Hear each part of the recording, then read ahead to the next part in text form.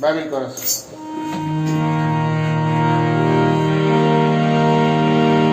दुनिया में सबसे प्यारी मुस्तफा, दुनिया में सबसे प्यारी मुस्तफा,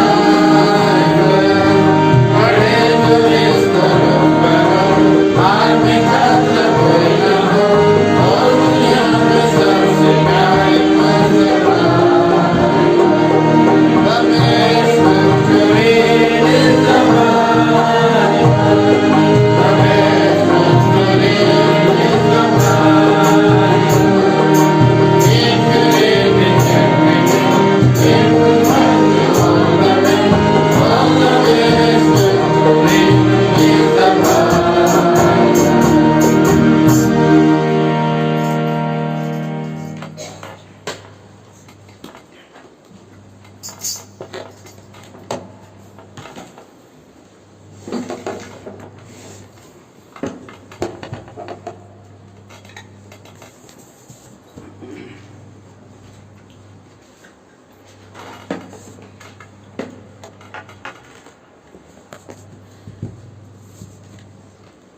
प्रभु का हम धन्यवाद देते हैं। प्रभु ने फिर से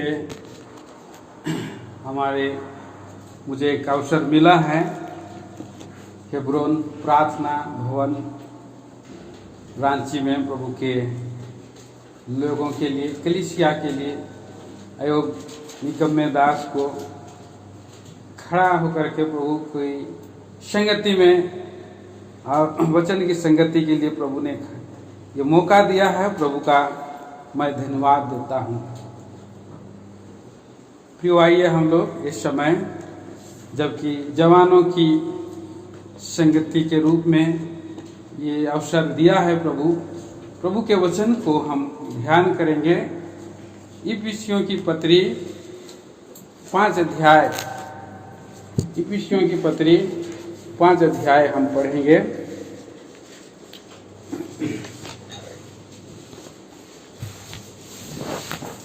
और उसके 15 पद से 18 पद तक हम पढ़ते हैं। इफिसियों की पत्री 5वां अध्याय और 15 से 18 पढ़ेंगे बारी बारी से। इसलिए ध्यान से देखो कि कैसी चाल चलते हो, निर्बुद्धियों के समान नहीं पर बुद्धिमानों के समान चलो।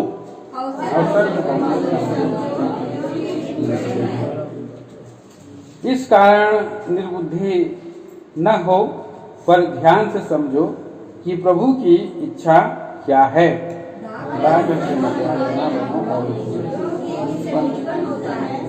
आत्मा से जाओ।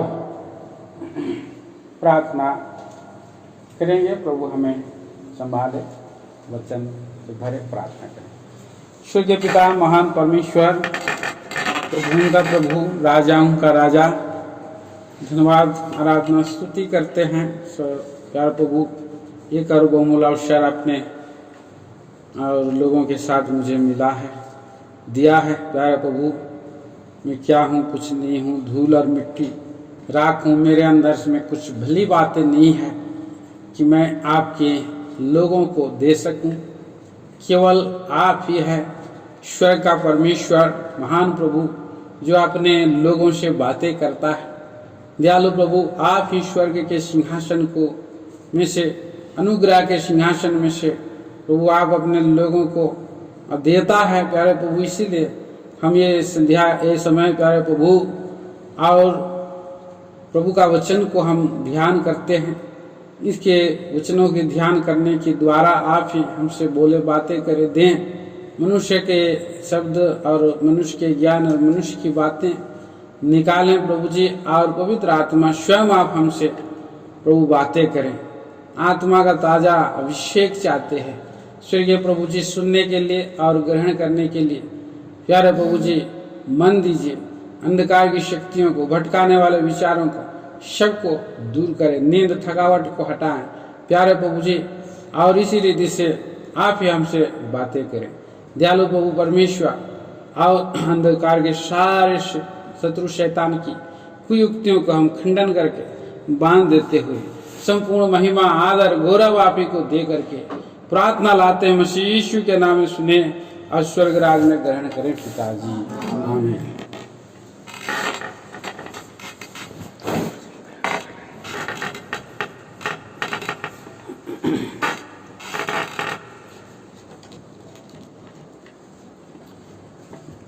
तो प्रभु का ये वचन भाग हमने पढ़ा है इफिसियों की पत्री 5 अध्याय और उसके 15 पद में हम पढ़ते हैं, इसलिए ध्यान से देखो कि कैसी चाल चलते हो, निर्बुद्धियों के समान नहीं पर बुद्धिमानों के समान चलो।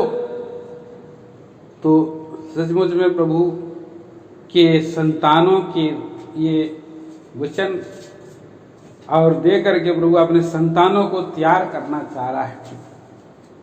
ज्योति के संतान हम हैं, ये ज्योति के संतान के और गुण स्वभाव को हम देखते हैं कि कैसे प्रभु के लोग प्रभु में बुद्धिमान बने, प्रभु में बुद्धिमान बने और बुराई के लिए और वो जो है और वो लोग जो है कि सियाने ना बने परंतु प्रभु के कामों के लिए बुद्धिमान बने।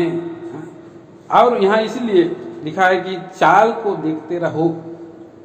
प्रियो, प्रभु में हमें बढ़ने के लिए और मसीही जीवन आचरण करने के लिए प्रभु हमें जो है कि शिक्षा देता है। आज यहाँ पर इस समय हमें ये अवसर मिला है और इस अवसर पर हम प्रभु में हम कैसे बढ़ सकते हैं, प्रभु के गुण स्वभाव में कैसे और उसके चाल चलन में हम मसीही जीवन एक मसीही जीवन कैसे बिता सकते हैं बोल के शुभ अवसर हमें दिया है। क्यों? क्योंकि दिन बुरे हैं। बुरे दिनों में हम कैसे और शैतान से और बुरे दिनों की कैसे हम सामना कर सकते हैं, इस बात को प्रियो हम ध्यान करने पर हैं, इस बात को हम ध्यान करने पाए। इसलिए हमें परमेश्वर की इच्छा को जानना है। 17 पद में हम इस तरह पढ़ते हैं, इस कारण निर्बुद्धि ना हो पर ध्यान से समझो कि प्रभु की इच्छा क्या है। प्रभु की इच्छा क्या है? सबों के लिए, जवानों के लिए, बड़ों के लिए और सभी के लिए प्रभु की इच्छा को जानना है हमारा और पहला और कर्तव्य है और उसको जान करके पूरा करना ही हमारा कर्तव्य है। और परमेश्वर की इच्छा क्या है कि हम प्रभु और की ज्ञान और पहचान में बढ़ते जाएं। पढ़ दीजिए कोई भी दूसरा पत्रस 3 अध्याय का 18 पद।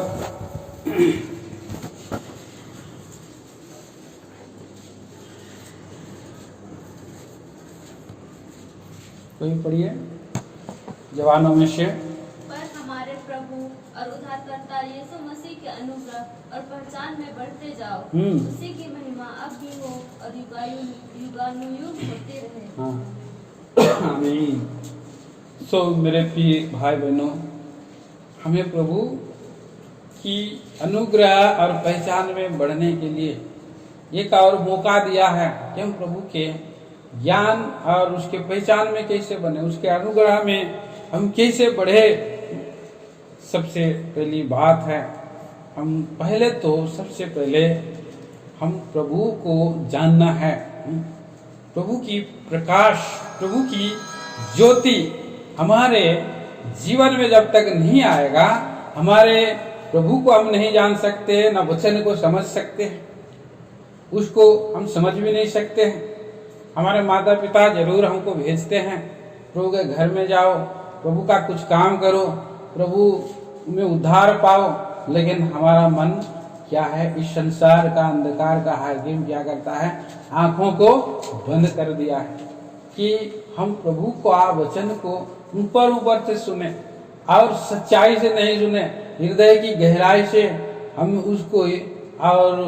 उसको नहीं ग्रहण करें। प्रभु का वचन में हम पढ़ते हैं, अभी हमने पढ़ा था भजन संहिता की किताब 145 अध्याय भजन संहिता 1, 4, 5 और उसके पद है 18 में हम पढ़ते हैं। देखिए, पढ़ लीजिए। जितने यहोवा को पुकारते हैं, जितने यहोवा को पुकारते हैं, अर्थात जितने उसको सच्चाई से पुकारते हैं, उन सबों के वह निकट रहता है। हाँ, सबों के निकट रहता है। प्रभु तो द्वार खोल करके अंदर आना चाहता है, खटखटाता है, वो निकट रहता है। सच्चाई से जब कोई पुकारता है, हृदय की गहराई से जब पुकारता है, तो प्रभु भी जो है उसका उत्तर देता है। सच्चे मन से जो कोई उसको ढूंढता है, तुम मुझे ढूंढोगे और पाओगे, और क्योंकि तुम संपूर्ण रीति से मेरे पास आओ। तो इसलिए हम प्रभु को हृदय की सच्चाई से पुकारना है, उसकी खोजी होना है, उसकी लालसा रखना है। उसकी जब हम खोजी होंगे, लालसा रखेंगे, तो प्रभु हमें मिलेगा और हमारे मन की आंखों को क्या करेगा? ज्योतिर्मय करेगा। विषयों की पत्री 17 अध्याय, पहला अध्याय 17 और 18 वचन पढ़िएगा कृपया। बच्चे लोग जवानों में से पढ़िए। ईपीसी पहला अध्याय 17 और 18 पद। कि हमारे प्रभु यीशु मसीह का परमेश्वर, जो महिमा का पिता है, तुम्हें अपनी पहचान में ज्ञान और प्रकाश की आत्मा दे। हाँ, ज्ञान और प्रकाश की आत्मा दे। हाँ, और तुम्हारे मन की आंखें ज्योतिर्मय हो, कि तुम जान लो कि उसकी बुलाहट की आशा क्या है, और पवित्र लोगों में उसकी विरासत की महिमा का धन कैसा है। तो यहाँ प्रार्थना किया जा रहा है, तुम्हारी मन की आंखें ज्योतिर्मय हो और परमेश्वर की आशा की बुलाहट क्या है, खुल जाए, सच्चाई से खुल जाए, और परमेश्वर की ज्योति, परमेश्वर का ज्योति, परमेश्वर का प्रकाश तुम्हारे और आंखों में आ जाए, समझ जाए, आंखें खुल जाए। तो कई बार ऐसा होता है, हम भागते रहते हैं, लेकिन हमारा प्रभु हमें लगातार अनुग्रह करने के लिए तत्पर है, तैयार है। एक और पद भी पढ़िए। देखिए, लूका सुसमाचार पहला अध्याय का 78 पद, 78 और 79। यह हमारे परमेश्वर की उसी बड़ी करुणा से होगा, हाँ, जिसके कारण ऊपर से हम पर भोर का प्रकाश उदय होगा, हाँ, कि अंधकार और मृत्यु की छाया में बैठने वालों को ज्योति दे, और हमारे पांवों को कुशल के मार्ग में सीधे चलाए। तो प्रभु हम कहाँ पर बैठे हुए थे, उसकी बड़ी करुणा थी, उसकी, हमारे परमेश्वर की उस बड़ी करुणा से होगा। अगर प्रार्थना किया जाता है, प्रभु के लोग प्रार्थना करते हैं, और हमारा हृदय भी जानने के लिए उत्सुक रहता है, उसको पुकारता है, और तब बड़ी करुणा क्या होता है? प्रकट होता है। और जो अंधकार और मृत्यु की छाया में बैठने वालों को क्या मिलता है? ज्योति मिलता है। और ज्योति क्या करता है? हमारे पांव को कुशल के मार्ग में सीधा चलाता है। सो ये ज्योति क्या है? प्रभु का वचन है, प्रभु का वचन। इस संपूर्ण पवित्र शास्त्र परमेश्वर ने हमें दिया है, नया नियम और पुराना नियम, ये सब जो है पवित्र शास्त्र का पूरा वचन को जब हम विश्वास करते हैं और उस विश्वास के वचन को हम जब ग्रहण करते हैं, तो हमें क्या होता है? प्रकाश मिलता है, ज्योति मिलती है, और हमारा आंखें, मन की आंखें ज्योतिर्मय हो जाती है, खुल जाती है, हमारे पाप हमारे सामने में दिखाई देने लगते। जैसे अभी गवाही हमने पढ़ा, पहला यूहन्ना का पहला अध्याय का और उसका 7 वचन में पढ़ा है। देखिए, और वहां पर लिखा भी हुआ है, पहला यूहन्ना पहला अध्याय का 7 में क्या कहता है वहां कि उस ज्योति में चलते हैं। देखिए, कोई पढ़ दीजिए।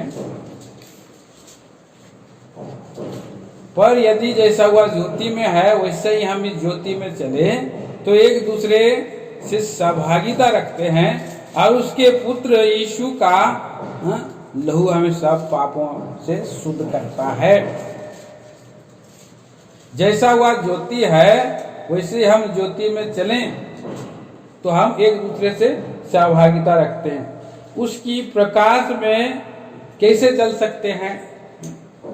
प्रभु अपने वचन का प्रकाश जब देता है तभी हमें उसमें वो चलाता है दिन भर के जीवन में। और एक पद कोई वचन हम जब पढ़ते हैं और उसका प्रकाश आता है, उस वचन से हमें रोज बरोज क्या करता है? अगुवाई करता है, गाइड करता है, क्यों ले चलता है। और स्वयं प्रभु परमेश्वर ज्योति है। हम पढ़ते हैं वहाँ भजन 27 के 1 में, यहोवा मेरा ज्योति और उद्धार है। और इसी बात को हम यूहन्ना में हम आते हैं, यूहन्ना सुसमाचार 8 अध्याय का 12 पद में प्रभु यीशु मसीह ने कहा, जगत की ज्योति मैं हूं, जो मेरे पीछे हो लेगा अंधकार में नहीं चलेगा परंतु जीवन की ज्योति पाएगा। उसके प्रकाश में, उसकी ज्योति में चलने के लिए हमें परमेश्वर के निकट में आना है, पुकारना है। और सच्चाई से जब हम उसको ढूंढेंगे तो परमेश्वर हमारे जीवन में बड़ी करुणा करके और हम अंधकार में बैठे लोगों को प्रकाश देगा और ज्योति में चलाएगा। और उसके पवित्र वचन बाइबल के द्वारा ही हमारी और अगुवाई करेगा, हमें उद्धार करेगा। अभी हमने वचन के द्वारा देखा, भाई ने बैकस्लाइड भी हो गए तो भी प्रभु ने एक और दया, और मैं तुझ पर दयावंत बनूंगा, करुणा, तुम्हारे पापों को स्मरण नहीं करूंगा बोल के अनुग्रह दृष्टि से प्रभु ने फिर जो है कि उनको चला। इसका मतलब ये नहीं कि भाई सुन लिए तो भाई तो बैकस्लाइड हो गया फिर भी हम लोग चले जाएंगे, ऐसा नहीं। परंतु प्रभु का बाट जोते हुए और आना है। और इस तरह से हम देखते हैं, इस तरह से और हमारा उद्धार होता है। प्रभु हमें प्रकाश भेजता है, हमारे पापों को दिखाता है, हम अपने पापों के प्रति हम पश्चातापी बनते हैं, खेदित होते हैं। अब तब हमें उद्धार का दर्शन मिलता है, नया जन्म हम पाते हैं। और कैसे पाते हैं? प्रभु यीशु मसीह के लहू से हम शुद्ध होकर के, जल और आत्मा से हमें नया जन्म मिल जाता है। जो ये है मसीही जीवन का पहला कदम। मसीही जीवन के 10 और कदम को हम देखेंगे। पहला उद्धार हमें मिलता है जब हम उसके वचन के पास आते हैं और अनुग्रह में हम बने रहते हैं, हम प्रभु के निकट में हम आते हैं। तब हमारे जीवन को, मन की आंखों को ज्योतिर्मय करता है, हमारे पापों को हम खुद देखते हैं, पश्चाताप करते हैं और तब हमें स्वतंत्रता मिलती है। वचन की ज्योति से हमें उद्धार मिलता है, हम परमेश्वर के संतान बनते हैं। ये पहला और कदम है। इस पहले कदम में हम 10 कदम देखेंगे। मसीही जीवन के 10 कदम, कैसे हमें जीवन बिताना, मसीही चाल चलन कैसे करना है 10 कदम में। कई बार हम लोग क्या करते हैं, पहला कदम में ही पीछे चल जाते हैं। पहला कदम में ही हम प्रभु के पास आना नहीं चाहते। परमेश्वर के वचन को हम सुनते तो हैं लेकिन ऊपर ऊपर हम क्या करते हैं और सुनते हैं और पार कर देते हैं। ज्योति के पास में आकर के भी उस ज्योति को हम लोग ग्रहण नहीं करते हैं। दरवाजा हम लोग क्या करते हैं, बंद कर देते हैं। यूहन्ना सुसमाचार 3 अध्याय में हम जैसे पढ़ते हैं कि, पढ़ दीजिए यूहन्ना सुसमाचार का 3 अध्याय में 19 पद में लिखा, 19 और 20 में, और दंड की आज्ञा का कारण यह है कि ज्योति जगत में आई है और मनुष्यों ने अंधकार को ज्योति से अधिक प्रिय जाना क्योंकि उनके काम बुरे थे। क्योंकि जो कोई बुराई करता है वह ज्योति से वैर रखता है। प्रभु यीशु मसीह ज्योति है, उससे वैर रखता है और ज्योति के निकट नहीं आता, ऐसा ना हो कि उसके कामों पर दोष लगाया जाए। बहुत लोग बाइबल नहीं पढ़ते हैं। परमेश्वर का वचन ही खुद ज्योति है। अगर मैं बाइबल पढ़ूंगा तो प्रभु मुझको बोलेगा ये पाप मत करो, ये ऐसा रोज बातें करेगा, और मैं किसे फिर मैं मजा वाला जीवन बिताऊंगा। जो पाप करता है वो सोचता है कि मैं मजे में जीवन बिता रहा हूँ, और इसीलिए ये मजा वाला जीवन, अंधकार वाला जीवन, अंधकार के काम को क्या करता है, वो प्रकाश में लाता है। ये गलत है बोल के प्रभु का आत्मा बतलाता है, बाइबल हमको बतलाता है कि ये सब मत चलो। तो लोग क्या करते हैं, बाइबल पढ़ना ही छोड़ देते हैं, संगति आना ही छोड़ देते हैं, और आते भी हैं तो अपना मन को कठोर करते हैं और दूसरा तरफ ध्यान दिए रहते हैं। तो इस तरह से प्रियो और ये कदम को पीछे ले जाते हैं। परंतु ज्योति के पास आना है और तब हमारे जीवन में प्रकाश आएगा, ज्योति आएगा, सारे अंधकार के गुण और धीरे धीरे प्रभु पूरी रीति से निकाल देता है। दूसरा कदम हम देखते हैं, मसीही जीवन में जब हम उद्धार पाते हैं तो नया बनते हैं, नया सृष्टि बनते हैं। प्रभु का वचन में हम पढ़ते हैं और दूसरी कुरिन्थियों का 5 अध्याय का 17 पद में, जो मसीह में है वो नई सृष्टि है, पुरानी बातें बीत गई और देखो सब बातें नई होगी। और उनका जीवन कैसा हो जाता है, नया हो जाता है, विश्वास का जीवन हो जाता है। दूसरा कदम में हम देखते हैं कि जीवन के नएपन में विश्वास से वो लोग चलने लगते हैं। आंखों की इच्छा की दृष्टि के अनुसार या मन के भावना के अनुसार उनका चाल नहीं हो जाता है, चाल बदल जाता है और वो लोग विश्वास से हर बात को प्रभु के सामने में रखते हैं, छोटा हो या बड़ा हो, हर बात में प्रभु से पुकार करके देते हैं। भाई बख्शिंग के बारे में मैं सुना हूँ और उन्होंने जब सेवा की के बारे में और सेवकों को बताते थे, तुम जो है 10 दोपहर में किसी के घर में क्या करना, खाना विजिटिंग करने नहीं जाना और किसी के सामने में जो है और बताना नहीं कि मुझको ये नहीं है वो नहीं है, ये बात को भी प्रकट नहीं करना। और इस तरह से और पूरी रीति से किसी संस्था में भी नहीं जुड़ना बोल करके प्रभु के दास लोगों की एक शिक्षा दी थी। केवल प्रभु के दासों के लिए विश्वास का जीवन नहीं है, हरेक विश्वासियों के लिए, हरेक लोगों के लिए विश्वास का जीवन बिताना है। हम विश्वास में चलना सीखने के लिए और तभी हम प्रभु को अपने नजदीक में और काम करता हुआ महसूस कर सकते हैं, जान सकते हैं। विश्वास का जीवन, किसी बात को प्रकट नहीं करना है लेकिन प्रभु के सामने में रख देना है। जब हम ऐसा जीवन आरंभ करते हैं विश्वास से। देखिए दूसरा कुरिन्थियों की पत्री और उसका 5 अध्याय का 7 पद पढ़िए। दूसरा कुरिन्थी, क्योंकि हम रूप को देखकर नहीं पर विश्वास से चलते हैं। हाँ, हम रूप को देख करके नहीं पर विश्वास से हम चलते। विश्वास से चलना है, विश्वास से दुख उठाना है, जीना है। और प्रभु के बहुत से वचनों को हम देख सकते हैं। इब्रानियों की पत्री उसका 10 अध्याय का 38 पद भी पढ़िए।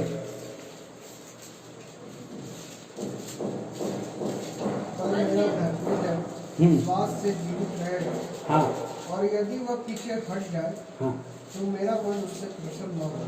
हाँ, विश्वास से धर्मी जन जीवित रहेगा। प्रभु यीशु मसीह को हम कैसे देखना है, विश्वास से देखना।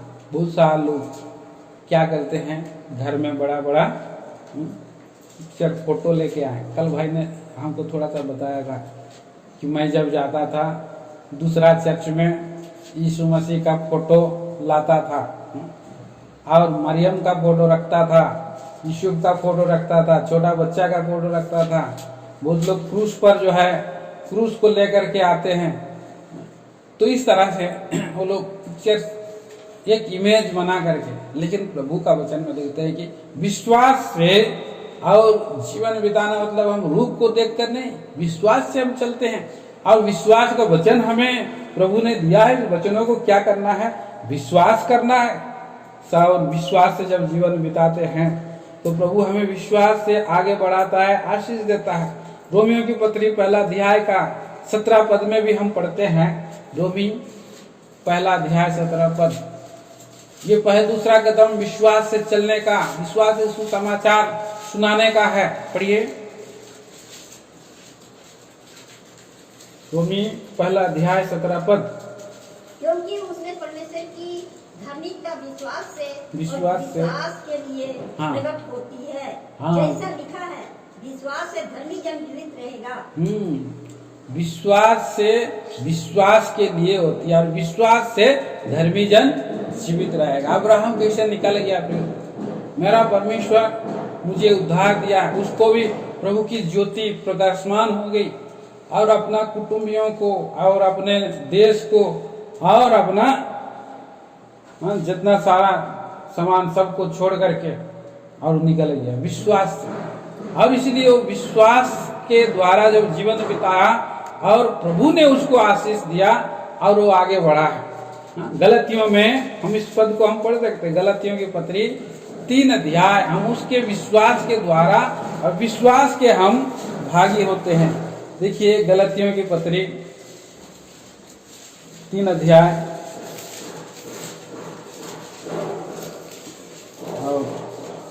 और पढ़िए 9 वचन। इसलिए जो विश्वास करने वाले हैं, हाँ, वे विश्वासी अब्राहम के साथ आशीष पाते हैं। हाँ, पहला कदम हम विश्वास से जब प्रार्थना करते चलते हैं, विश्वास से अब्राहम के साथ आशीष पाते हैं। अब्राहम के द्वारा नहीं, अब्राहम के साथ हमें आशीष मिलता है। 11 पद में हम इसको पढ़ते हैं, पढ़िए। पर यह बात प्रकट है कि व्यवस्था के द्वारा परमेश्वर के यहाँ कोई धर्मी नहीं ठहरता, क्योंकि धर्मी जन विश्वास से जीवित रहेगा। तो ये मसीही जीवन का ये दूसरा कदम क्या है? विश्वास से जीना है, विश्वास से चलना है। कई लोग जो है कि प्रभु में आ जाने के बाद में भी उनका जीवन में विश्वास नहीं रहता है। मैं जब प्रभु में और जब था सेवा ट्रेनिंग में था, पूना में था, तो मैं एक बार दुकान में गया और मैं दूध खरीदने गया। तो मेरे पास पैसा नहीं था। मैंने बोला कि दूध दे दो, शाम को मैं पैसा दूंगा। फिर मैं गया, दूध तो लेकर के आया। तो फिर थोड़ा फिर एक बार फिर गया, फिर दूसरा बार फिर गया, फिर दूध खरीदने के लिए फिर कर्जदार हो गया।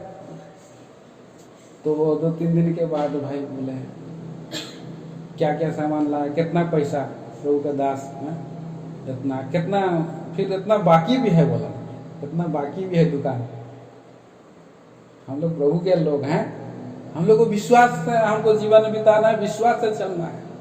अब क्यों वहां पर जाकर के अपने दूध का मतलब उधारी लिया, कर्जा लिया?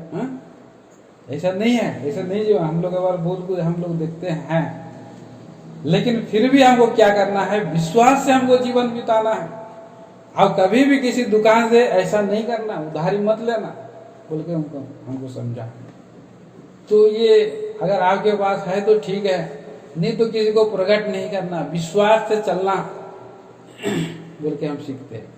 तभी हमारा प्रभु कहीं ना कहीं से प्रबंध करेगा। हमारे पास कुछ भी नहीं रहेगा तो कैसे भी और वो भर देगा। ये एक विश्वास का जीवन है। तब हम नजदीक से हम काम करता हुआ हम देख सकते हैं। लेकिन आजकल क्या करते हैं लोग, विश्वासी लोग हैं, हम लोग विश्वासी तो हैं, लेकिन हम लोग कई इधर उधर से लोग कर देते हैं उधारी, EMI दुनिया का। बाद में वो लोग दुखी हो जाते हैं, परेशान हो जाते हैं, लोग आके परेशान करते हैं। तो ये नहीं होना चाहिए। प्रभु थोड़े में आशीष देना आरंभ करता है और इस तरह से हम चलना सीख सकते हैं। प्रभु की ओर से हमें जब मिलेगा, तो नीति वचन की किताब में हम जब पढ़ते हैं तो उसमें आशीष रहता है। जो परमेश्वर की ओर से मिलता है उसमें आशीष और शांति रहती है। और जब हम अपनी इच्छा से हम चलते हैं, विश्वास से नहीं चलते हैं, उतावली से चलते हैं, शुरू में हमको अच्छा लग सकता है, लेकिन बाद में क्या होगा? हमारे जीवन में हानि हो सकती है। और ऐसा उतावली वाला जीवन नहीं बिताना है। तो इस तरह से विश्वास का जीवन है। प्रभु में विश्वास जीवन से चलना है और विश्वास से हमें जीवित रहना है। तब परमेश्वर हमारे जीवन में बढ़ाएगा, अद्भुत काम करेगा। इफिसियों की पत्री में हम पढ़ते हैं, इफिसियों की पत्री और 4 अध्याय का 22 वचन पढ़िए। कि तुम पिछले चाल चलन के हाँ पुराने बस विश्वास- माफ करिए, इससे पहले हम और एक पद पढ़ेंगे। रोमियो की पत्री, रोमियो की पत्री 6 अध्याय। जब हम विश्वास का जीवन कैसे जीना है यहाँ पर सीखना है। रोमियो की पत्री 6 अध्याय 4 पद। अतः उस मृत्यु का बपतिस्मा पाने से अतः उस मृत्यु का बपतिस्मा पाने से हम उसके साथ गाड़े गए, उसके साथ गाड़े गए, ताकि जैसे मसीह पिता की महिमा के द्वारा हाँ मरे हुओं में से जिलाया गया, मरे हुओं में से जिलाया गया। वैसे ही हम भी नए जीवन किसी चाल चले। हाँ, जब हम प्रभु यीशु मसीह को ग्रहण करते हैं तो हम नई सृष्टि बनते हैं। दूसरा कुरिन्थी 5 अध्याय का 17 पद। हाँ, जो मसीह में है वे नई सृष्टि है, पुरानी बातें बीत गई, देखो सब बातें नहीं। पहले जैसे भी जीवन बिता रहे थे, पर अब मसीही जीवन में प्रभु में बढ़ने के लिए, उसके अनुग्रह और पहचान में बढ़ने के लिए नई जीवन हमें मिला है। और हम बपतिस्मा पाने से हम उसके साथ गाड़े गए, ताकि मसीह पिता की महिमा के द्वारा मरे हुओं में से जिलाया गया, वैसा ही नए जीवन किसी चाल चले। किसी नए जीवन किसी चाल विश्वास से हमें चलना है, और उसका पुराना जीवन को क्या करना है, मारना है। 5 पद में लिखा है, पढ़िए 5 वचन उसी का, रोमी 6 का 5। क्योंकि यदि हम उसकी मृत्यु की समानता में उसके साथ जुट गए तो निश्चय उसके जी उठने की समानता में भी जुट जाए। हाँ तो मरने के बाद ही आप वो एक जीवन लाता है। मसीही जीवन में पुराना जीवन चला जाएगा तभी, और जी उठने की समानता में जी उठेंगे। सो एक हम खाते हैं आम, और यह बड़ा बड़ा आम खाते हैं। पुराना समय में छोटा छोटा आम, प्रभु के दास भाई भक्त सिंह बता रहे थे कि कलम विधि के द्वारा हम लोग बड़े बड़े आम खाते हैं। तो उसको क्या करते हैं, कोई एक पेड़ को, जो मीठा पेड़ है, उसको काटते हैं, और उसमें जो है, और जो पुराना जो है पेड़ है उसको वहां से निकाल करके और मीठा वाला उसमें डाली लगा देते हैं। कलम विधि, वो कलम विधि से जब वो पेड़ में पानी देना चालू करते हैं, खाद देना चालू करते हैं, क्या हो जाता है, वो बढ़ करके और जल्दी जल्दी फल देने लगता है, बड़ा बड़ा फल देने लगता है। ऐसा ही पुराना जीवन भी काट करके हटाया दिया जाता है, और ताकि नया जीवन हमें मसीही फल और आत्मिक फल के लिए और जीवन बिताने के लिए जो है होना है। प्रभु का वचन में हम गलतियों में भी हम इस बात को पढ़ते हैं 5 अध्याय में 16 वचन में। पहले हम लोग क्या थे, हमारा स्वभाव क्या था, देखिए 5 अध्याय गलतियों की पत्री 5 अध्याय 16 पद से तो पढ़ सकते हैं। 19 से पढ़िए, 19 से। शरीर के काम तो प्रकट है, हाँ। अर्थात व्यवसाय, गंदे काम, लुचपन, मूर्ति पूजा, टोना, बैर, झगड़ा, ईर्ष्या, क्रोध, विरोध, फूट, विधर, डाह, मसालापन, लीला क्रीड़ा और इनके जैसे और काम हैं। हाँ, और क्या है आगे? इसके विषय में मैं तुमसे पहले से कह देता हूँ, जैसा पहले कह भी चुका हूँ कि ऐसे ऐसे काम करने वाले परमेश्वर के राज्य के वारिस न होंगे। ये पुराना जीवन का काम है, अंधकार का काम है, नई सृष्टि का काम नहीं है, पुरानी सृष्टि का काम है। पर अभी हम 22 पद पढ़ते हैं, देखिए। पर आत्मा का फल प्रेम, आनंद, शांति, धीरज, कृपा, भलाई, विश्वास, नम्रता और संयम है। ऐसे ऐसे कामों के विरोध में कोई भी व्यवस्था नहीं है। तो इस तरह से यहाँ पर एक फलवंत जीवन के लिए पुराना जीवन हट जाना है और नया जीवन में हमें बढ़ने के लिए प्रभु कहता है। पहले जो अंधकार में हम जीवन बिताते थे और पाप के दास थे, वही बहुत हुआ बोल रहा। रोमियो की पत्री 6 अध्याय और 6 अध्याय का 16 पद देखिए, 16 और 17 पद।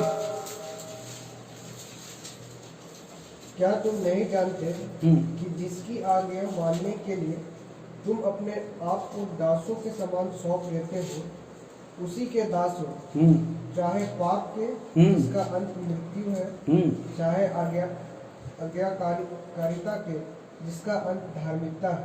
हाँ 17 पे। परंतु परमेश्वर का धन्यवाद हो हाँ। कि तुम जो पाप के दास थे अब मन से उस उद्देश्य के मानने वाले होंगे जिसके सांचे में ढाले गए 18 पद। और पाप से छुड़ाए जाकर धर्म के दास हो गए। हाँ तो नया जीवन क्या है? धर्म के दास हो जाना। पुराना जीवन क्या है? पाप का दास। हाँ?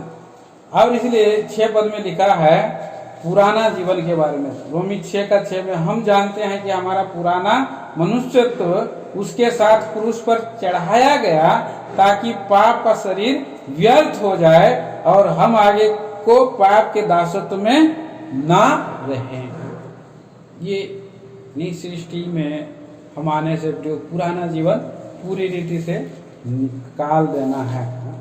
और उसका जीवन क्या है? इफिसियों की पत्री 4 अध्याय में हम फिर पढ़ते हैं। आइए इफिसी 4 अध्याय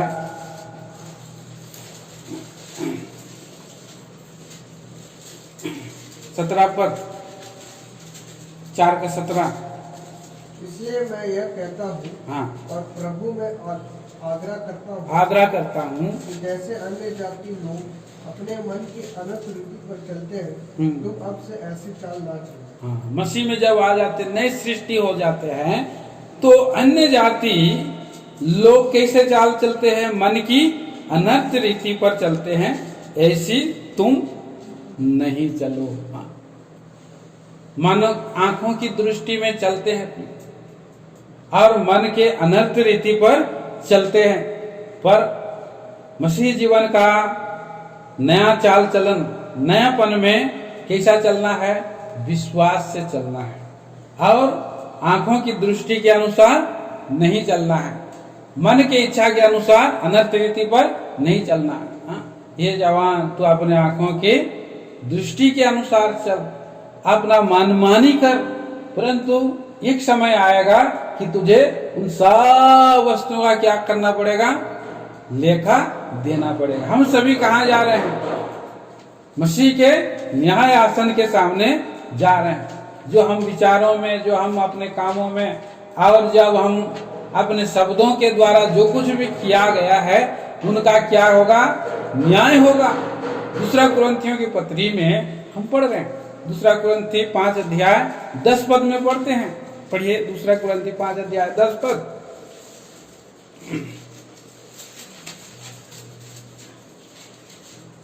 क्योंकि अवश्य है कि हम सबका हाल मसीह के न्याय आसन के सामने खुल जाए कि हर एक व्यक्ति अपने अपने भले बुरे कामों का बदला उसने देह के द्वारा किए हैं। हाँ तो खुल जाएगा न्याय। इसीलिए प्रियो, हमारा प्रेमी प्रभु में हमें बढ़ने के लिए पहला कदम है उद्धार पाना, दूसरा कदम है नए जीवन की सी चाल चलना है, नए विश्वास की चाल चलना है, प्रभु की इच्छा के अनुसार चाल चलना है। तीसरा कदम हम देखते हैं मसीह जीवन का और जीवन व्यतीत करने के लिए तीसरा कदम हम देखते हैं। देखिए यहाँ पर लिखा है प्रभु का वचनों के अनुसार हमें चलना है। प्रभु का वचनों को ध्यान मनन चिंतन करते हुए चलना है। प्रतिदिन बाइबल पढ़ना है और उसको खोजना है और दिन रात उसको ध्यान देना। ये तीसरा कदम है। भजन संहिता पहला अध्याय 1 से 3 पद पढ़िएगा कृपया। भजन संहिता पहला अध्याय 1 से 3 पद।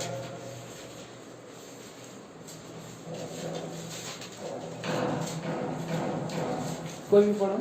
क्या ही धन्य है वह पुरुष, क्या ही धन्य है वह पुरुष दुष्टों की युक्ति पर नहीं चलता, दुष्टों की युक्ति पर नहीं चलता, और न पापियों के मार्ग में खड़ा होता, पापियों के ना मार्ग में खड़ा होता है, और न ठट्ठा करने वालों की मंडली में बैठता, ना ठट्टा करने वाला मंडली में बैठता है। पर क्या करता है वो? परंतु वह तो यहोवा की व्यवस्था से प्रसन्न रहता, यहोवा की व्यवस्था से प्रसन्न रहता है और उसकी व्यवस्था पर रात दिन ध्यान करता रात दिन उसको ध्यान करता रहता है। फिर वह उस वृक्ष के समान है, उसका तुलना एक पेड़ के समान किया जा रहा है, उस वृक्ष के समान है जो बहती नालियों के किनारे लगाया गया है, बहती नालियों के किनारे लगाया गया है और अपनी ऋतु में फैलता है, हाँ। फलता है और उसके पत्ते कभी मुरझाते हैं। ये कितना जो कुछ वह पुरुष करे वह सफल होता है। हाँ, सफल होता है। कितना सुंदर यहाँ पर हम देखते हैं भजन संहिता ये एक अध्याय, मुझे ये वचन एक अध्याय बहुत अच्छा लगता है। जो समय पहले अंधकार के और गुणों में या प्रभु को हम नहीं जानते थे तो समय व्यर्थ जाता था, हमको कहाँ खड़ा होना है हमको मालूम नहीं, किससे हमारी दोस्ती करनी है मालूम नहीं, और कहाँ हमको बैठना है ये मालूम नहीं रहता। सारा संसार में हम लोग भटके हुए रहते, खोए हुए रहते, अंधकार में रहते हैं और ऐसे बहुत सा दोस्त भी रहते हैं। पर अभी क्या होता है, ये अलगाव का जीवन में आना है। पहला पद में दुष्टों की युक्ति, बहुत लोग दुष्ट लोग होते हैं, वे लोग बिना बुराई किए हुए, बिना किसी का हानि किए हुए उनका जो है दिन जो है गुजरता नहीं है, रात को नींद नहीं आती है। बाइबल भजन नीति वचन के पहला अध्याय में आप पढ़ सकते हैं, 4 अध्याय में पढ़ सकते, नींद नहीं आती वो लोग, चलो किसका नुकसान करे, किसका बिगाड़ करे। और इसलिए उनके युक्तियों से लोग दोषी ठहरते हैं। अगर हम भी प्रभु को ग्रहण करने के बाद वहां पर बीते चलेंगे, हमारे जीवन में कोई भी जो है और परिवर्तन नहीं हो। और दूसरी बात है, वहां खड़ा होते, प्रभु का एक दास बता रहे थे, जुआ जहाँ जुआ खेलते हैं, जुआ बहुत लोग बैठ करके गांव में देखते हैं, बहुत लोग खेलते नहीं देखते हैं। तो पुलिस आएगा तो पहले किसको पकड़ेगा, जो खड़ा होने वाला को उसको लाठी मारेगा, पकड़ेगा। तो इसलिए वहाँ दुष्टों की युक्ति पर चलता भी नहीं है, खड़ा भी नहीं होता है। बहुत लोग ठट्टा मजाक करके बहुत दिन भर का समय वो सब बर्बाद कर देते हैं। तो ऐसा अलगाव का जीवन में प्रभु लेकर के आता है और क्या करता है, जो समय बचता है, समय भी बच रहा है। पहले तो दोस्त बहुत थे, दोस्त बहुत ज्यादा लोग होते हैं, तो 10 लोग अगर दोस्त हो गए और रोज अपना मामी पापा से लोग क्या करते हैं, पॉकेट मनी लेते हैं, 100 रुपया, पिताजी 100 रुपया, तो क्या करेंगे, 10 लोगों का एक दिन में कितना खर्चा हो जाएगा, 100 रुपया खर्चा हो जाएगा, 1000 खर्चा हो जाएगा। तो अकेले आदमी थोड़ी खर्चा करेगा, आज मेरा बारी है, कल आप खिलाना, और ऐसा दोस्ती करते हैं। और इस तरह से गंदे कामों को करते हैं, खाते पीते हैं, दोस्ती करते हैं, उससे भी बचत हो रहा है। तो बुरे काम और गलत मजे के काम से छुटकारा देता, समय भी बचता है, पैसा भी बचता है। और उसके बाद हमें क्या करना है, लिखा है 2 पद में, परंतु वो तो विवाह की व्यवस्था से प्रसन्न रहता है। विवाह की व्यवस्था से प्रसन्न रहना, और वो उस वृक्ष के समान है जो बहती नाले के किनारे लगाया गया है। और अपनी ऋतु में क्या होता है, अपनी ऋतु में, ध्यान दीजिए, अपने समय में।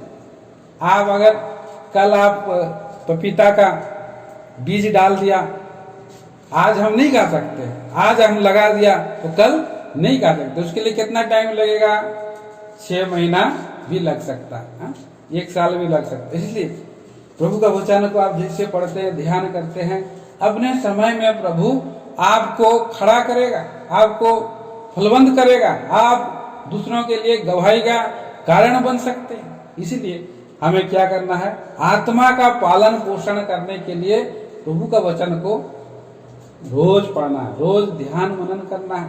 प्रभु का वचन के बारे में हम देखते हैं, देखिए यिर्मयाह नबी 15 अध्याय का 16 वचन में पढ़ते हैं। यिर्मयाह नबी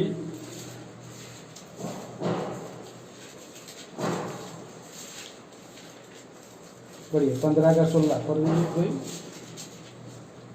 जब तेरे वचन मेरे पास पहुँचे तब मैंने उन्हें मानो खा लिया और तेरे वचन मेरे मन के हर्ष और आनंद का कारण हुए, क्योंकि हे सेनाओं के यहोवा, ये सेनाओं के परमेश्वर यहोवा, मैं तेरा कहलाता हूँ। हाँ, तो जब हम उसके कहलाए हैं, उनका वचन हमें जब मिलता है, चाहे हम डेली का और फैमिली प्रेयर में मिलता हो या डेली वर्षन में मिलता है या प्रभु के संतों का द्वारा हमें मिलता है, तो उसको लेना है। और जब हम अंदर लेंगे तो क्या होगा, वो हर्ष का कारण बन जाएगा। और कई बार हमको मन भी नहीं लगता है, कड़वाहट तो है बोलता है। हाँ? देखिए आगे 16-17 में लिखा है, हाँ? तेरी छाया मुझ पर हुई, मैं मन बहलाने वालों के बीच बैठकर प्रसन्न नहीं हुआ। हाँ। तेरे हाथ के दबाव से मैं अकेला बैठा, हाँ। क्योंकि तूने मुझे क्रोध से भर दिया था। तो यहाँ पर कई बार दवा भी दिया जाता है, तो बीमारी के लिए क्या हो जाता है, कड़वा दवा भी लेना पड़ता है। जब आप उसको लेंगे तो पेट में क्या करेगा, अच्छा काम करेगा। इस तरह प्रभु का वचन को हमारे जीवन में जितना ज्यादा लेंगे तो बढ़ते बढ़ते क्या बन जाएगा। देखिए भजन संहिता 119 अध्याय 103 पद पढ़िए। भजन संहिता 119 अध्याय का 103। तेरे वचन मुझको कैसे मीठे लगते हैं, वे मेरे मुंह में मधु से भी मीठे हैं। हाँ, मधु से भी मीठे लगते हैं। इसलिए प्रभु का वचन को रात दिन ध्यान करने वाला और वो फलवंत होगा। अपने समय में उसको प्रभु उठाएगा, आशीष देगा उस वचन से, और उद्धार देकर के दूसरों के लिए भी उद्धार का कारण बनेगा। इसलिए प्रभु का, और हम बुराई से हम लोग निकास पाएंगे। नीति वचन में हम पढ़ते हैं, नीति वचन 5 अध्याय, नीति वचन की किताब 5 अध्याय 1 पद से पढ़िए। हे मेरे पुत्र, हे मेरे पुत्र, मेरी बुद्धि की बातों पर ध्यान दे। बुद्धि की बातों पर ध्यान दे। मेरी जीभ की ओर कान लगा। हाँ, आगे जिससे तेरा विवेक सुरक्षित विवेक बना रहने के लिए उसके वचनों को हमें ध्यान देना है, पढ़ना है। और तू ज्ञान के वचनों को थामे रह। ज्ञान के वचनों को थामे रहा। आगे पढ़िए। क्योंकि पराई स्त्री के होठों से मधु टपकता है। का बुराई से मनुष्य को, गलत मार्ग से हमारे आंखों को भी क्या करेगा, रोक के रखेगा। और उसकी बातें तेल से भी अधिक चिकनी होती है। लोग कई बार जो है कि चपलूसी की बातें, मीठी बातें, धोखेबाजी की बातें करते हैं, उससे भी हम लोग बच सकते हैं। इसीलिए यह प्रभु का वचन के द्वारा से हम सीखते हैं। और ज्यादा हम जितना उसको ध्यान करेंगे, भजन 119 अध्याय में हम पढ़ते हैं 9 पद, भजन संहिता 119 का 9। जवान अपनी चाल को किस उपाय से शुद्ध रखे। जवान अपनी चाल को किस उपाय से शुद्ध रखे। तेरे वचन के अनुसार सावधान रहने। तेरे वचन के अनुसार। वचन जितना ज्यादा भरा रहेगा तो उसका आत्मा का पालन पोषण होता रहेगा। तो इसलिए मनुष्य केवल रोटी से जीवित नहीं रहता, परंतु परमेश्वर के मुख से निकला हुआ हर एक वचन से जीवित रहता है। इसलिए जब प्रभु का वचन के लोग भूखे रहते हैं तो क्या प्रभु उनको भूखा रखेगा? नहीं रखेगा, भूखा नहीं रखेगा। प्रभु ने के पास आए लोगों को स्पेशल मीटिंग 3 दिन का किया, तो प्रभु ने उनको खिलाया कि नहीं खिलाया? 5 रोटी और 2 मछली खाया, भरपेट खाया, तृप्त हो गए, और खुद बचा और वो टोकरे में लेकर के गए और अपने घर वालों को भी दिया। देखो कितना चीज हमें मिला है। तो प्रभु अपने लोगों को, कई बार सोचते हैं अगर हम पढ़ते रहेंगे तो काम कौन करेगा, हमको खाना का पत्थर कहाँ से मिलेगा? बहुत लोग ऐसा सोचते हैं, परंतु प्रभु सबको खिलाता है। जवान सिंहों को घटी होएगी, वो भूखे रह सकते हैं, लेकिन जो यहोवा के डरवैये को किसी भली वस्तु की घटी नहीं होगी। कौवे भी जब आहार मांगते हैं तो प्रभु भी अपना मुट्ठी खोल करके कौवे के बच्चों को भी खिलाता है। किसी को घोड़ों का भरोसा है, किसी को रथों का भरोसा है, लेकिन हम अपने परमेश्वर का नाम लेंगे। सो इस तरह से हम देखते हैं प्रभु का वचनों को जब हम ध्यान करते पढ़ते हैं, ज्ञान बुद्धि मिलता है, और हम पुण्यों से भी, और जो लोग जो है भटकते नहीं, धोखा नहीं खा सकते हैं। प्रभु उनको अगुवाई करते रहेगा। भजन संहिता 119 अध्याय में हम पढ़ते हैं, देखिए पढ़ दीजिए भजन संहिता 119 अध्याय का 97 से 97 पद से पढ़िए। मैं तेरी व्यवस्था से कैसी प्रीति रखता हूँ। आहा, तेरी व्यवस्था से मैं कैसी प्रीति रखता हूँ। दिन भर मेरा ध्यान उसी पर लगा रहता है। तू अपनी आज्ञाओं के द्वारा मुझे अपने शत्रुओं से अधिक बुद्धिमान करता है। शत्रुओं से अधिक, जब परमेश्वर का वचन को ध्यान करेंगे आप शत्रुओं से अधिक बुद्धिमान हो जाएंगे। हाँ, क्योंकि वे सदा मेरे मन में रहती है। हाँ, मैं अपने सब शिक्षकों से भी अधिक समझ रखता हूँ। अपने शिक्षकों से भी अधिक समझदारी आ जाएगी। और क्योंकि मेरा ध्यान तेरी चितौनियों पर लगा रहता है। हाँ, और पुर्नियों से भी आगे पढ़िए। हाँ, मैं पुर्नियों से भी समझदार हूँ। पुर्नियों से भी मैं समझदार बन जाऊंगा। हाँ, क्योंकि मैं तेरे उपदेशों को पकड़े हुए हूँ। तो इस तरह से हम देखते हैं प्रियो, और उसके जीवन में वचन क्या बन गया? मीठा बन गया है ना, मधु से भी मीठा है तेरा वचन। तो ऐसा प्रभु का वचन है। और जब हम उसके वचन से हम भरे रहेंगे तो उस पेड़ के समान है जो अपने ऋतु में फलता है, उसका पत्ते कभी मुरझाते नहीं। और इसके बारे में एक ताजा उदाहरण, और हम कई बार हम इस उदाहरण को सुन चुके हैं। और वो उदाहरण कौन है? यीशु। पुराना नियम में आएंगे तो यीशु एक बलवंत फलवंत दाखलता की सी है बोलता है। देखिए उत्पत्ति की किताब 49 चैप्टर, उत्पत्ति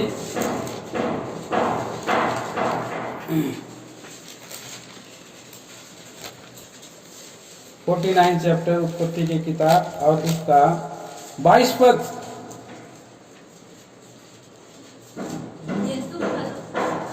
हाँ, पढ़िए। यूसुफ पर्वत लता की एक शाखा है। हाँ, एक शाखा है। हाँ, शाखा है।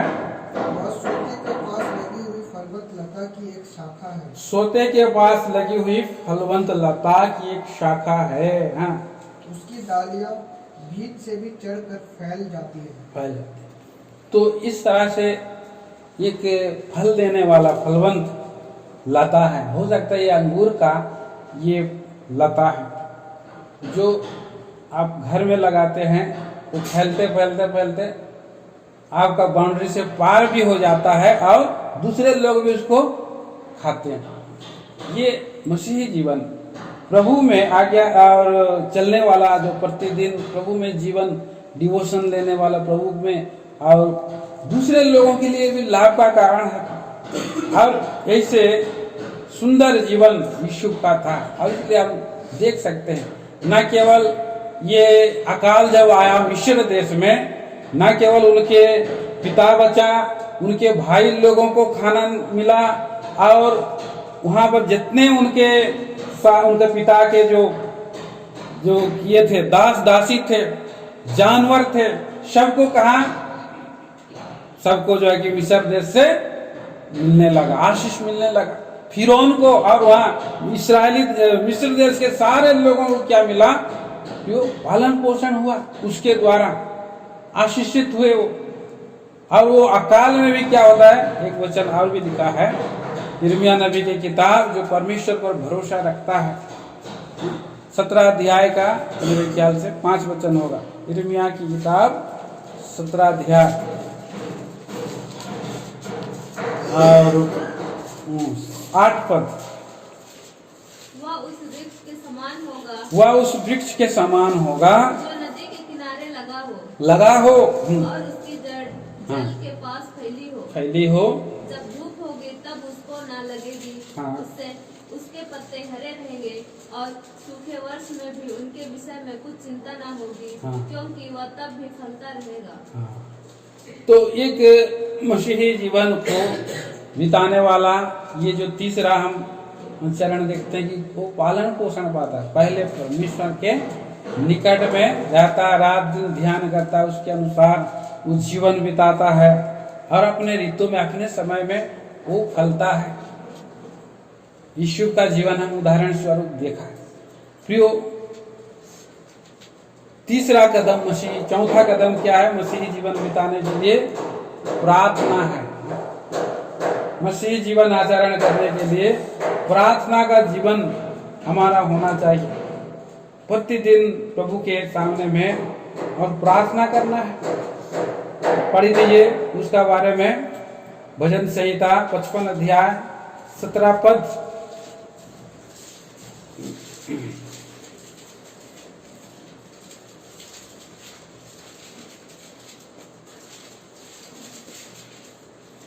सांझ को, भोर को, दोपहर को, तीनों पहर मैं दुहाई दूंगा और कहराता रहूंगा और वह मेरा सब सुन लेगा।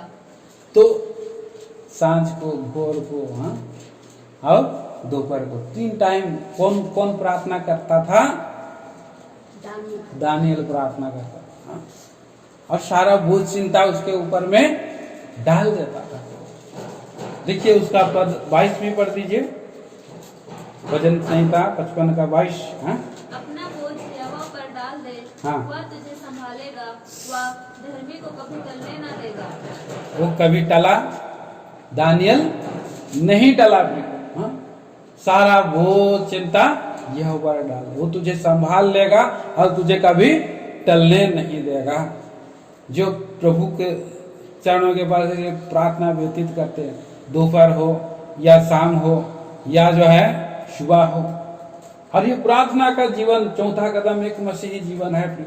इस जीवन को जो और पालन पोषण करने के लिए प्रार्थना बहुत जरूरी है। प्रभु में हमें सारा बोझ चिंता डालना, अपने ज्ञान, समझ और बुद्धि, अपना धन सबको एक साइड में रख करके प्रभु के चरणों पर झुक जाना है। फिलिपियों की पत्री और उसका हम पढ़ते हैं 4 अध्याय 5 से 6 पद पढ़िए। फिलिपी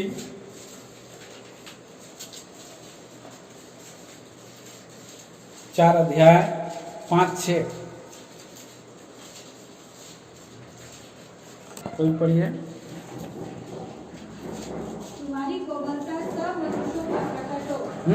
वो निकट है। हाँ, किसी भी बात की चिंता मत करो। परंतु हर एक बात में तुम्हारे निवेदन, प्रार्थना और विनती के द्वारा धन्यवाद के साथ परमेश्वर के सन्मुख उपस्थित किए जाए। हाँ, कोमल रहना, बने रहना। प्रभु के लोगों को पहले क्या करते थे? झगड़ा करते थे, लड़ाई करते थे, अन्य जाति में थे, पर अभी ऐसा नहीं करना है। कोमल रहना है, सोबर रहना है, लड़ाई झगड़ा नहीं करना, ऊंची आवाज से नहीं बोलना है। कई बार हम लोग देखते हैं परिवारों में, किसी परिवारों में देखते हैं कुछ बच्चे लोग माता पिता से ऊंची आवाज से लड़ जाते हैं, झगड़ जाते हैं। तो ऐसा झगड़ा भी कुछ बच्चे लोग ऐसे रहते हैं, वो लोग माता पिता अगर कुछ बात के लिए रिस्ट्रिक्शन करते हैं तो बात नहीं करते हैं, लेकिन लड़ते भी नहीं हैं, पर क्या करते हैं? सामान को तोड़ देते हैं, सामान को इधर उधर तोड़ देंगे, बर्बाद कर देंगे।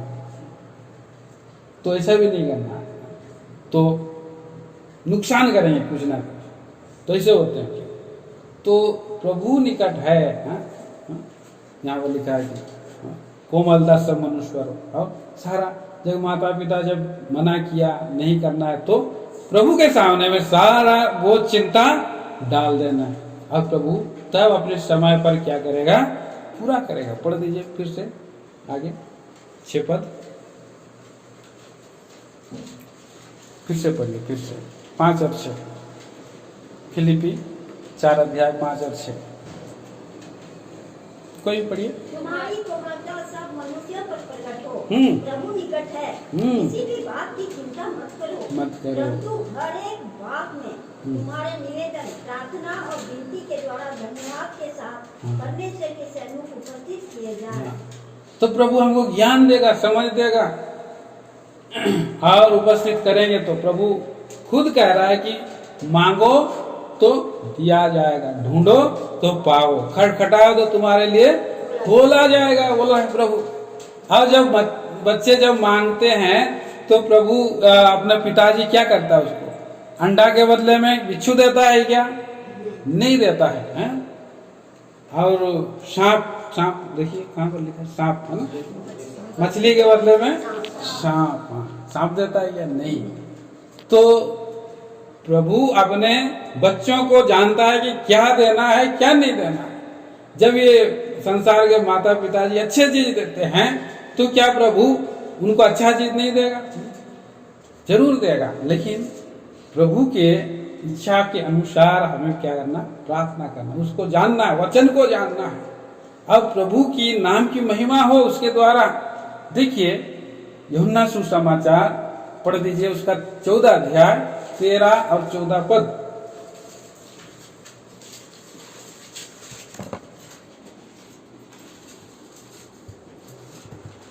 यूहन्ना सुसमाचार 14 अध्याय 13 और 14। जो कुछ तुम मेरे नाम से मांगोगे वही मैं करूँगा, हाँ, कि पुत्र के द्वारा पिता की महिमा हो। हाँ, यदि तुम मुझसे मेरे नाम से कुछ मांगोगे तो मैं उसे करूँगा। हाँ, पुत्र के द्वारा पिता की महिमा हो। हाँ, तो ऐसा होना चाहिए, पिता की महिमा होना चाहिए जो चीज में, क्योंकि प्रभु ने हमें अपनी महिमा के लिए चुना है, मोल लिया है, खरीदा है। आप बदनाम हो रहे हैं, आपके पिताजी भी कोई बदनाम करने वाला बातों को कभी भी नहीं मांगना है, गड़बड़ करना है, क्योंकि लोग जो है कई बार और समझ नहीं रखते हैं तो मांगते रहते हैं। प्रभु ने बोला, हाँ तुम घोड़े और खच्चर के समान ना बनो जो समझ नहीं रखते हो। इसीलिए प्रभु हमें वचन दिया है, वचन के अनुसार समझ भी और देता है जब हम वचनों को ध्यान मनन करते पढ़ते हैं। इसलिए यूहन्ना 15 अध्याय और 7 पद में लिखा है, यूहन्ना सुसमाचार 15 अध्याय 7 पद।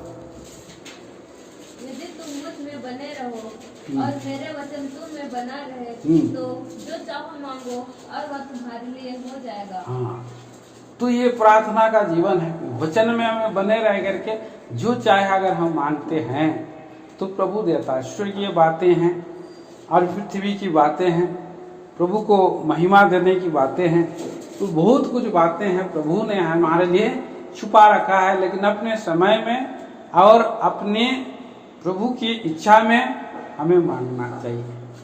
तो प्रभु मसीह जीवन का ये आचरण करना के द्वारा हम आगे बढ़ सकते हैं। मसीह जीवन हमारे लिए बहुत ही और ये जो है कि आशीष का कारण हो सकता है। तो इस तरह से ये मांगने का जीवन हमें जो कि सीखना है।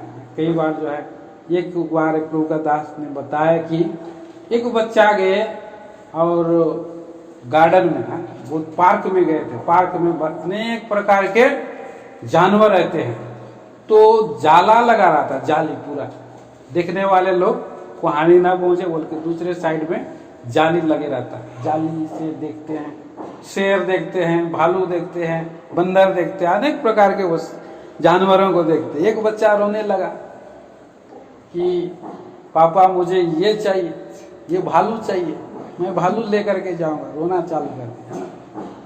सो कई बार ना समझ बच्चा, नहीं बेटा इसको ले जाना हमारे लिए खतरे से खाली नहीं होगा, इसलिए मान ही नहीं रहा। तो कई बार हम लोग जिद करते हैं, हम लोग को समझ में नहीं आता, हमको ये चाहिए वो चाहिए, पर मिलता नहीं है, और अपने समय में उसको जिद में पकड़े रहते।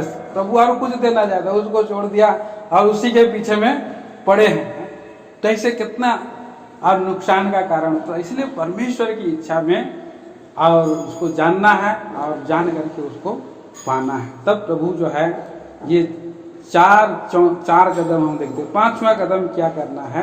प्रभु से हमें प्रतिज्ञा को मांगना है, प्रतिज्ञा मांगना है। जो प्रभु हमें देता है प्रतिज्ञा, चाहे वो 31 के दिनों में हो, चाहे हम और भी प्रतिज्ञा को वचन को पढ़ते हैं और दावा करते हैं, तब प्रभु हमें उत्साह बढ़ाता है और हमारे इच्छाओं को प्रभु में हम रख देते हैं और उसी के अनुसार को प्रतिज्ञा को पूरा कराता है। इसलिए प्रतिज्ञा को दावा करना है। 2 कुरिन्थियों की पत्री पढ़ दीजिए, 2 कुरिन्थी 1 अध्याय और 20 पद।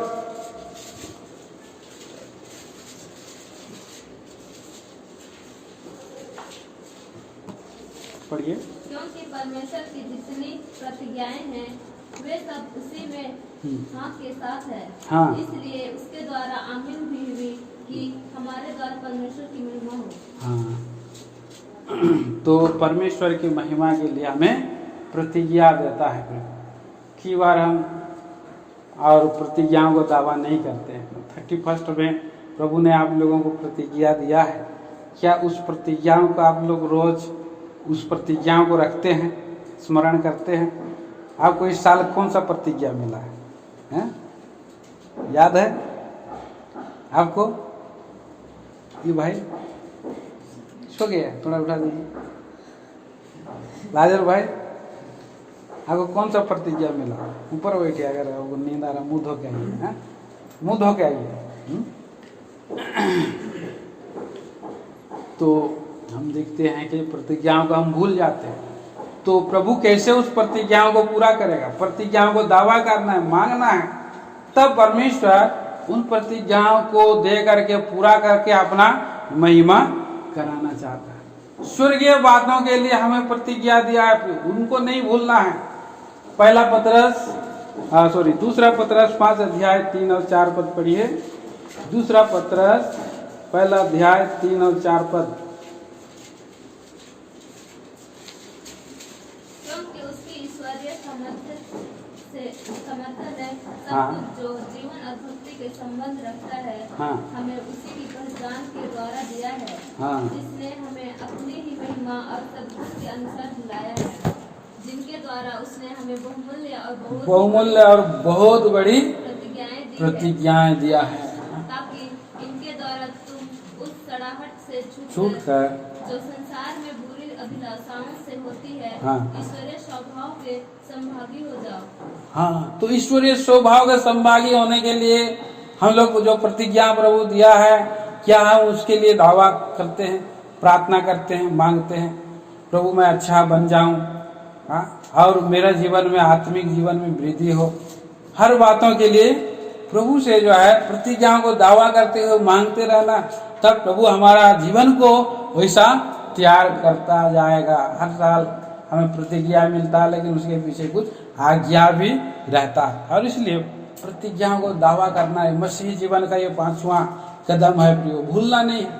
6वां कदम हम क्या देखते हैं? सारी बातों के लिए हमारा मन और ध्यान प्रभु पर लगाए रखे रहना है, और उसी पर प्रतिज्ञाओं को दावा करना है, और उसके ऊपर में सारा मन ध्यान लगाकर बोझ डाल देना है। यशायाह नबी की किताब 26 अध्याय 3 पद पढ़िए। यशायाह 26:3। जिसका मन तुझ में धीरज धरे हुए, हाँ, उसकी तू पूर्ण शांति के साथ रक्षा करता है। पूर्ण शांति के साथ रक्षा करेगा, हाँ, करता है वो, हाँ, क्योंकि वह तुझ पर भरोसा रखता है। हाँ, तो हमारा भरोसा, हमारा हृदय का सारा भार प्रभु के सामने में रख करके, और वही हमारा सनातन चट्टान है, उसकी रक्षा करेगा भी, वो अपने समय पर देगा। और सभी सद्गुणों में हमें बढ़ने के लिए, उसके अनुग्रह में बढ़ने के लिए ये जरूरी है अपना मन हृदय सारा बोझ के सामने रख देना है। अब पढ़िए फिलिपियों की पत्री 4 अध्याय का 8 पद। फिलिपी 4 का 8।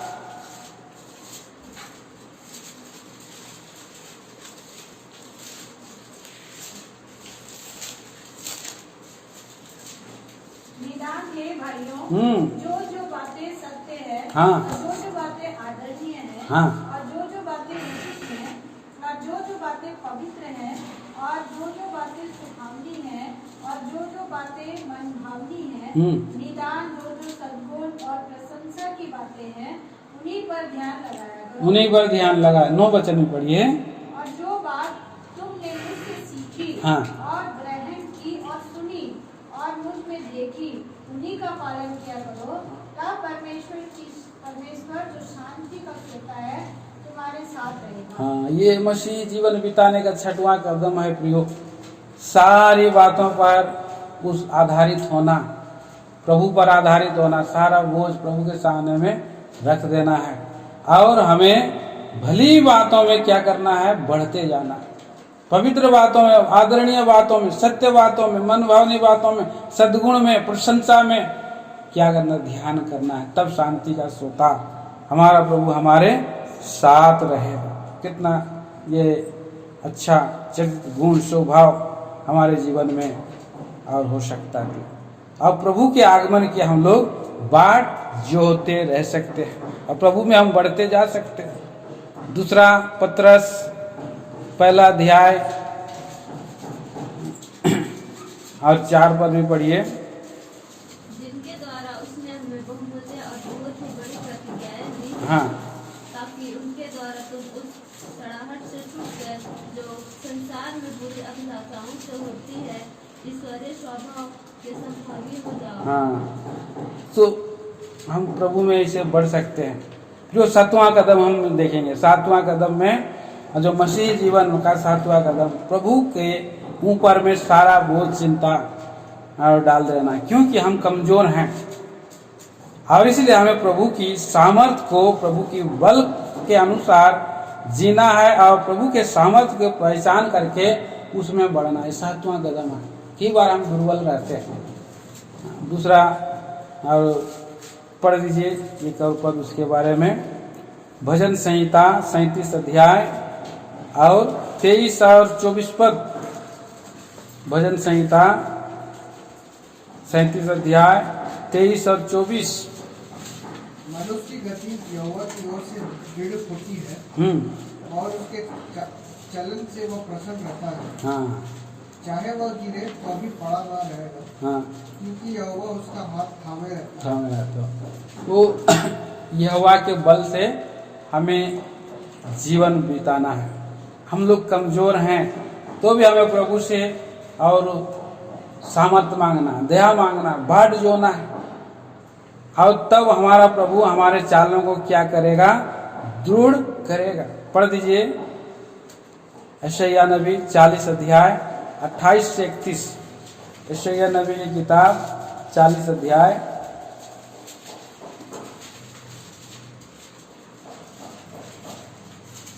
28 से 31 पद कोई पढ़िए।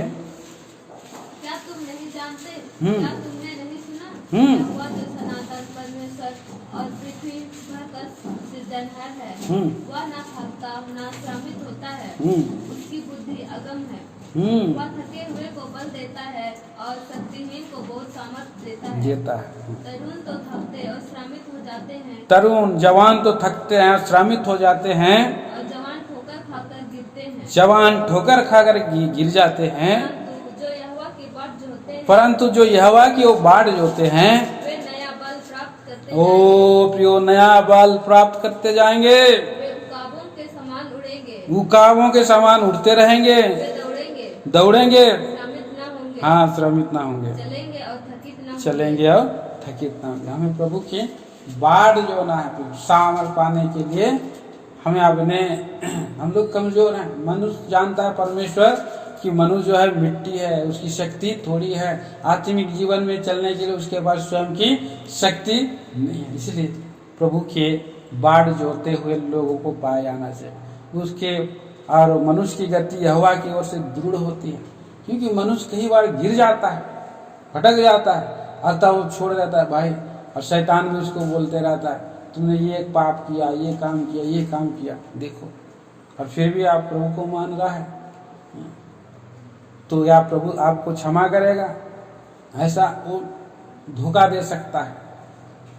दाऊद का उदाहरण हम देखते हैं। दाऊद कितना बार वो गिर गया और गिर करके पड़ा रहा, फिर भी वो किसकी बाट जो रहा था? प्रभु की बाट जो रहा था। इसलिए भजन संहिता 37 अध्याय उसने लिखा है। भजन संहिता 40 अध्याय का 1 और 2 पद भी पढ़ लीजिए। भजन संहिता 40 अध्याय 1 और 2। मैं धीरज से यहोवा की बाट जोता रहा, हाँ। और उसने मेरी ओर झुककर मेरी दुहाई सुनी। हाँ। उसने मुझे सत्यानाश के गड्ढे और दलदल की कीच में से उबारा उबारा। और मुझको चट्टान पर खड़ा करके मेरे पैरों को दृढ़ किया है। हाँ, मेरे पाँव को दृढ़ किया है, मजबूत किया है। तो प्रभु की बाट जोता रहा, दलदल में धंस जा रहा था। वो ऐसा ऐसा पाप उसने किया प्रियो, और उस पाप के कारण उसका मसीह प्रभु का जीवन पूरी तरीके से खत्म हो गया था। परंतु प्रभु क्यों उसने आसरा किया, बाट जो उकाब का उदाहरण हम देखते हैं। उकाब का जवानी क्या हो गई, नहीं हो जाती है। जैसे यह 40 का 31 में पढ़ते हैं कि जो उसकी बाट जोते हैं उकाब के समान उड़ते रहेंगे। उनकी जवान उकाब का आयु जो है वो 5 साल तक वो बढ़ते बढ़ते, जब जन्म होता है फिर 5 साल तक बढ़ते बढ़ते क्या उसके पर बड़े बड़े हो जाते हैं, भारी हो जाते हैं। नाखून जो है उनका उकाब पक्षी का लंबा हो जाता है, चोंच भी भारी हो जाती है और ज्यादा तेज वो उड़ नहीं सकता है, थक जाता है। बारिश में वो भीग जाता तो चलने नहीं सकता है। तो ऐसे परिस्थिति में वो रोने लगता है, मैं ऐसा अच्छा उड़ रहा था, अभी क्या हो गया। 5 साल होते होते तो वो जाता है पहाड़ की किसी खो में घुस करके, चट्टान के ऊपर में खड़ा होकर अपने और हाथों से अपना नाखून क्या करता है, चोंच से उसको एक एक को उखाड़ता है, पंख सब पूरी रीति से लहूलुहान हो जाता है। अपने चोंच को भी अपने नाखून को भी टकरा करके पत्थर में तोड़ देता है और मृत्यु अवस्था आ जाता है उसकी। तब प्रभु की अनुग्रह से उसको फिर नए नए पंख निकलने लगते हैं, नई चोंच निकलने लगते हैं, नए नाखून निकलने लगते हैं और सुंदर हो जाता है। इतना तेज वो उड़ता है कि वो तुरंत और कहां से कहां पहुंच जाता है। और ये उदाहरण है परमेश्वर की बाट हमें जोते रहना। दुख मुसीबत कठिन परिस्थिति जरूर आ सकती है, प्रभु को नहीं छोड़ना, प्रभु में बने रहना, तभी वो हमारा बल बन सकता है। 8वां कदम हम देखते हैं मसीही जीवन का। 8वां कदम हमारा प्रभु की गवाही हमारे जीवन से लगातार जो है निकलते रहना चाहिए।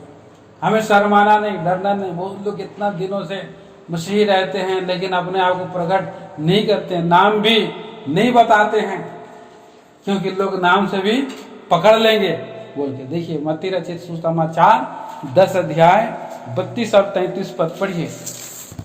मत्ती रचित सुसमाचार 10 अध्याय 32 और 33 पद। जो कोई मनुष्य के सामने मुझे मान लेगा उसे मैं भी अपने स्वर्गीय पिता के सामने मान लूंगा। हाँ। पर जो कोई मनुष्य के सामने मेरा इनकार करेगा उससे मैं भी अपने स्वर्गीय पिता के सामने इनकार करूंगा। हाँ, तो प्रभु की गवाही देना है, सुसमाचार सुनाना है। हाँ? अच्छे योद्धा के समान प्रभु का वचन देना। सुबह के समय में हमने इतना सुंदर गवाही सुना। प्रभु के दास लोग पूरे भारत देश में जगह जगह में घूम घूम करके साइकिल में हमारे यहाँ के दास अंकल सुसमाचार सुना है। ये समय है जवान लोगों के लिए भी एक नमूना का कारण है। सभी लोगों के लिए हमारे जीवन में भी हम प्रभु की नमूना का कारण हमें बनना है, गवाही देते रहना है। पढ़ दीजिए और एक वचन 1 तिमोथियों की पत्री 1 तिमोथी 4 अध्याय 12 पद।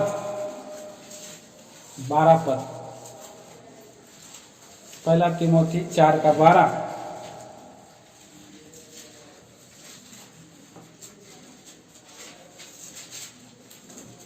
कोई तेरी जवानी को तुच्छ न समझ, कोई तेरी जवानी को तुच्छ न समझने पाए, पर वचन और चाल चलन और प्रेम और विश्वास और पवित्रता में विश्वासियों के लिए आदर्श बन जा, नमूना बन जा। हाँ?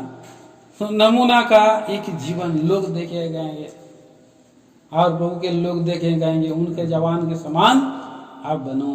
हाँ? नमूना बनो। हम लोग गीत गाते, नमूना बनो, युवा के समय में नमूना बनो। चाल में, चलन में, बात में, हाँ? प्रेम में, हर बात में क्या बनना है? नमूना बनना है। ये नमूना बनने का जीवन है और गवाही देने का जीवन है। और जो क्या करना है? जवानी की अभिलाषाओं से बचने का जीवन है। देखिए दूसरा तिमोथी 2 अध्याय 22 पद। दूसरा तिमोथी 2 अध्याय 22 वचन। जवानी की अभिलाषाओं से भाग, जवानी की अभिलाषाओं से भाग, और जो शुद्ध मन से प्रभु का नाम लेते हैं उनके साथ धर्म और विश्वास और प्रेम और मेल मिलाप का पीछा कर। हाँ, हमारी संगति जो लोगों से होना चाहिए जो धर्म का पीछा करते हैं, उन लोगों के साथ हमें ज्यादा समय बिताना है। बुरे संगति से दूर रहना है। जवानी की अभिलाषाएं मनुष्य के जीवन में आती है, परीक्षाएं आती है, लेकिन उस परीक्षा में भी और क्या करना है, प्रभु और वहां से भागना, अभिलाषाओं से भागने के लिए बोल रहा है। यीशु का जीवन का सुंदर चरित्र हम देखते हैं। पोतीफर की पत्नी के सामने से उसने क्या किया, भाग गया। वहां खड़ा नहीं रहा, भाग गया। नहीं तो अगर खड़ा ज्यादा देर रहता तो परीक्षा क्या करता है, अब पाप में गिरा देता। याकूब की पत्री में पहला अध्याय का 14-15 पद में पढ़ते हैं। देखिए याकूब की पत्री उसका पहला अध्याय 14-15 वचन।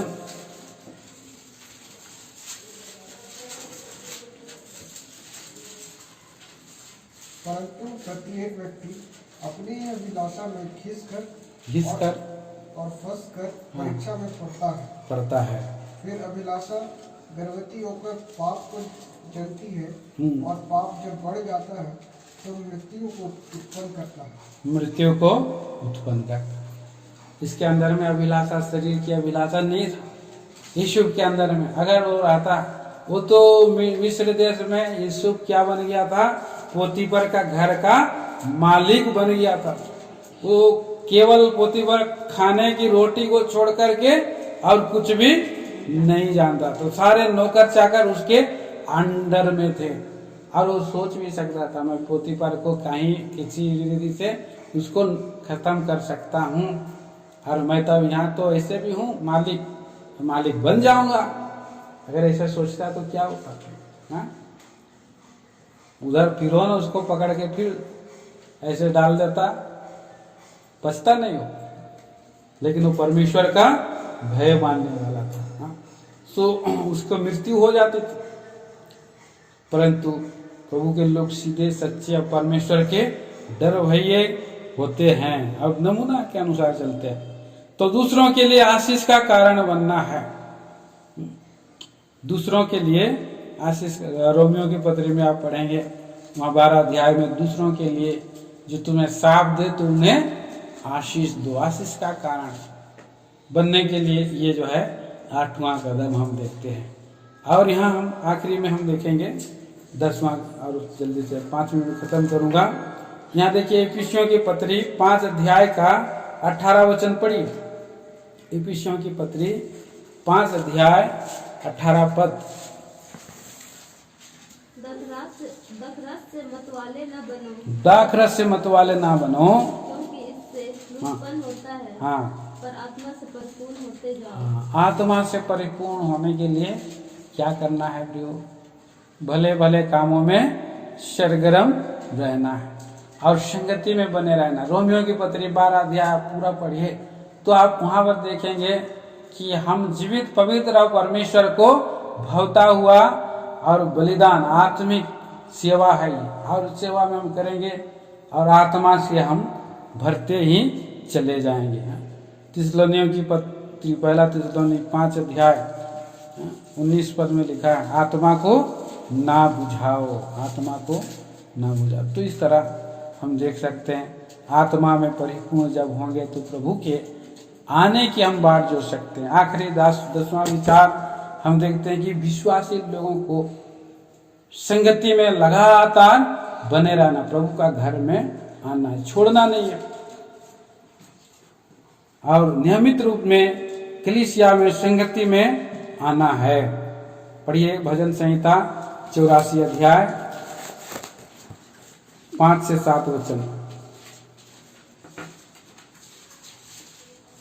क्या ही धन्य है वह मनुष्य, हाँ, जो तुझसे शक्ति पाता है, तुझसे शक्ति पाता है, और वह जिनको सिय्योन की सड़क की शुद्धि कर रहती है। हाँ, परमेश्वर के घर की शुद्धि रहती है।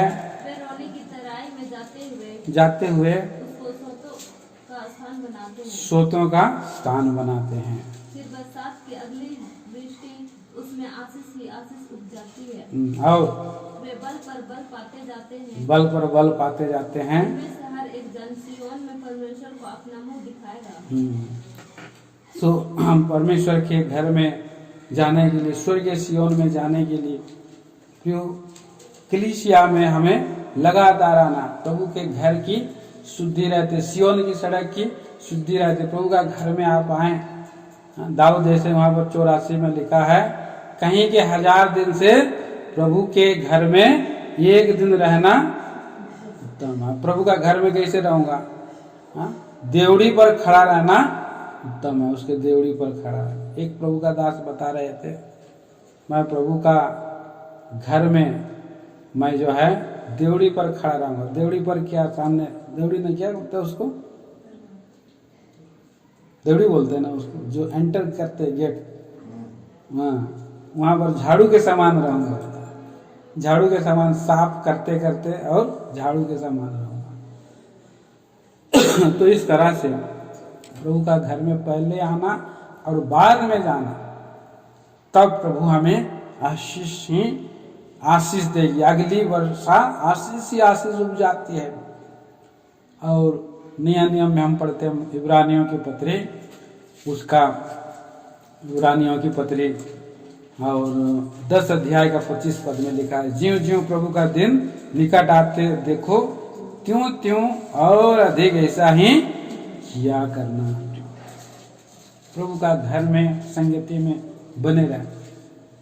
नीति वचन में 28 हम 8 अध्याय का 38 पद में पढ़ते हैं, उसके घर के में सामने खड़ा रह करके क्या करता है?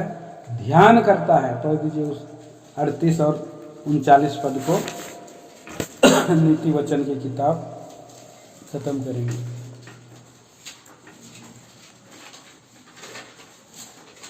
पढ़िए। मत्ती रचित नीति वचन 8 अध्याय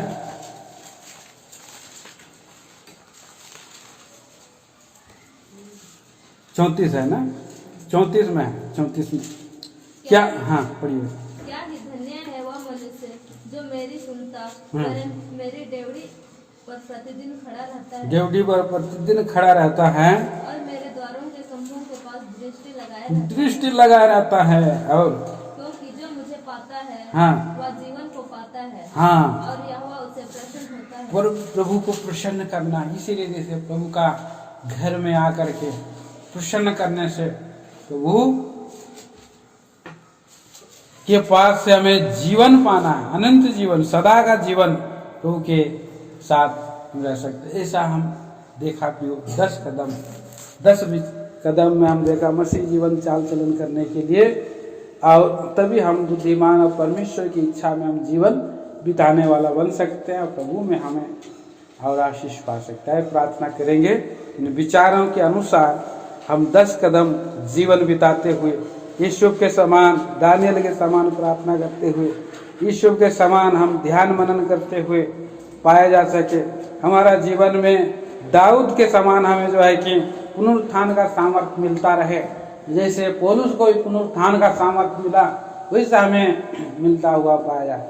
और उस वृक्ष के समान हम बने जो बहती नालियों के किनारे में, अपनी ऋतु में हमें प्रभु फलेगा। और प्रभु की वचन की ज्योति में हमेशा हमें बने रहने के लिए प्रभु हमें तैयार करे। और इस रीति से निरंतर हम आत्मा में भरे जाएं और तीमुथियुस के समान हमारा आचरण, पवित्र चाल चलन, प्रेम में हम नमूना बन सकते हैं। प्रार्थना करेंगे। प्यारे स्वर्गीय पिता परमेश्वर, राजाओं का राजा, प्रभुओं का प्रभु जी,